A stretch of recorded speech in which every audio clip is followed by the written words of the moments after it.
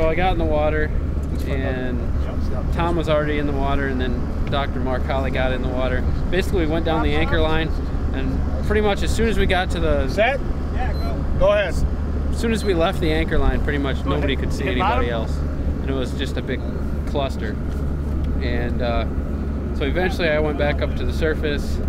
I was at the boat that I had gone off of, which was the Atlas, and so then I swam over to the other boat, which is where Greg was. So I swam over their boat, went down to the bottom, and he had a line attached to the anchor line, and he was making circles around and trying to find the bowsprit, or what we call the bowsprit, in that area. So pretty much burned up a whole tank. So I followed Greg around for 10 minutes while he was doing a survey. So I just kind of floated behind him. I floated underneath him for a little bit. I floated around Tom for a little bit. Basically just trying to capture the fact that these guys are in the water looking for something. And they're looking for this bowsprit. We're out here now looking for this bowsprit. I wanted to learn about the Great Lakes, and that's how I heard about the Griffon. I started reading, and I found out about the Griffon, and so I wanted to find out whether the Griffon had been found. I sent them a proposal, and they really liked the way I was kind of conceiving this whole thing.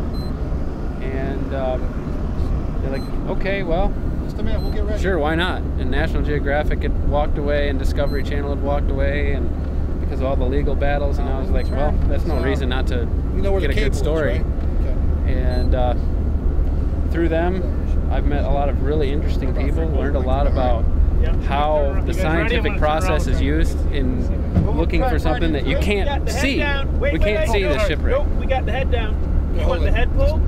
Yeah, pull it. Do you want to just back so we're actually sonar surveying right now.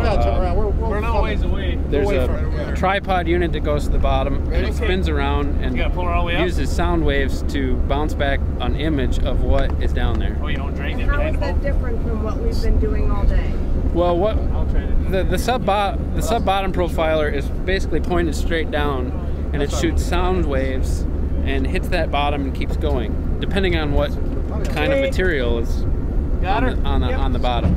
If it's muck, the sound waves will travel through it a little bit, and if it's rock, it'll kind of stop there and bounce back. If it's a shipwreck or a wooden object or something, it's gonna. Am I saying this wrong? No, we were totally in the wrong spot today.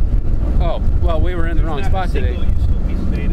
Yeah, so we were probably in the wrong spot earlier today. We're more than 500 feet away. It's back over here.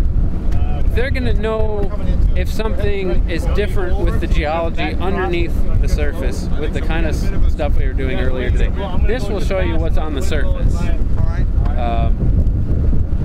So if there's a 13-foot object sticking up out of the bottom of the lake and nothing else like that around it, we're going to be pretty certain that it's what Steve, swam into in 2001. Yeah. Thank you.